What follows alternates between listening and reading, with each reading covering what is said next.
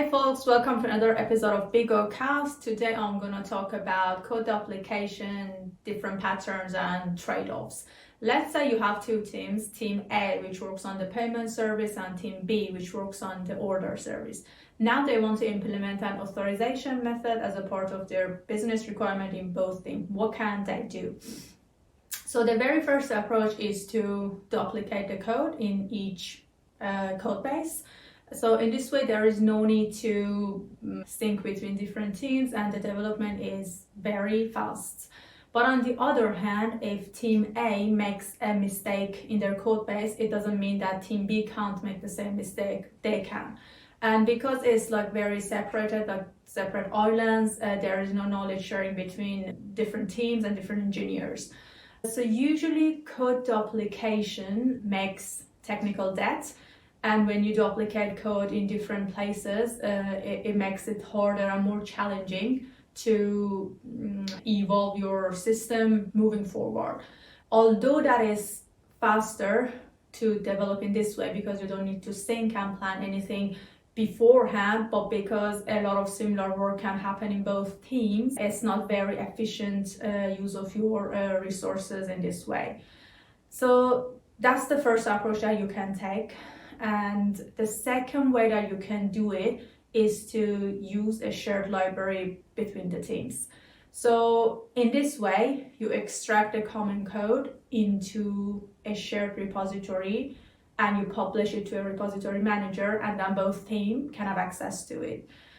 In this way, you get rid of the duplicate work that each team needs to do, and it's like a one place that they put everything in there and they use it. So in this way, because they need to have a common repo and it's like shared between them, there needs to be a planning and synchronization happening beforehand between the both teams.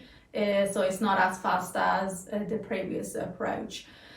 One of the things in this way is that when you develop a shared library, you need to be careful about the compatibility. So what do I mean by that? Let's go by an example. So let's say in my shared library, I add a third-party dependency, for example, Jackson library. Now I add this shared library as a dependency to my service. Now my service has a transitive dependency to the Jackson library. So far so good. So it gets tricky if I add another third-party dependency that one also has a dependency to Jackson library with a different version. It gets even trickier when the major versions are different. So one method, it may not be available in the other version, and you may get conflicts because of this. So you may need to resolve conflict, and you may face conflict and challenges here. So usually the latest version is picked up by your build system, but again, something that we need to be careful about. So in this way, you are not that free to add any kind of dependency that you use, and you need to be careful about this aspect of it.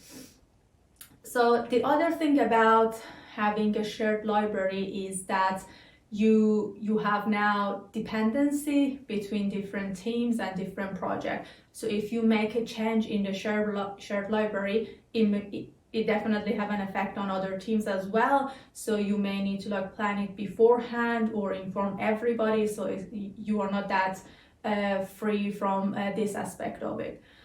And two considerations that can help your library to be more effective.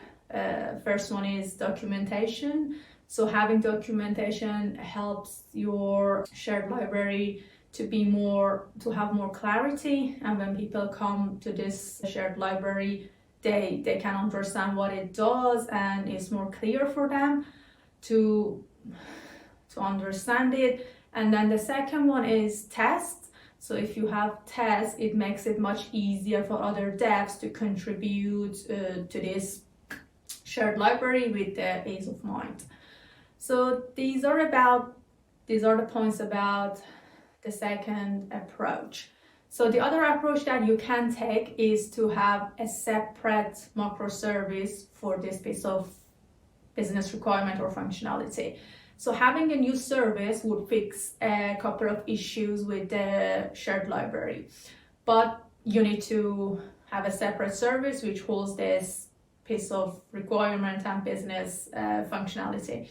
So creating a new service, it's not just creating that service. It has cost and it has effort, and it's mainly because of the maintenance of it. You need to deploy it, you need to have monitoring, alerting, and a lot of other factors that you need to care after you create this repository. So it is something costly and it needs effort comparing to something like a shared library. If you go with having a separate service to hold your functionality, in this case, it means that instead of implementing in your side, either using code duplication or a shared library, you need to have an extra, for example, HTTP call to another service that holds this functionality to do the authorization for you.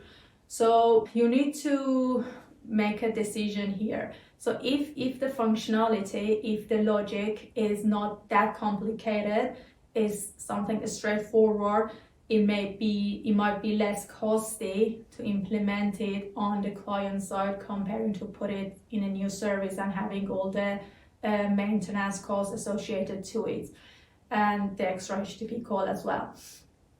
But if it's a complex logic and you see that in the future it might grow as well, so putting it in a service, it might worth it comparing to implement it in the client side.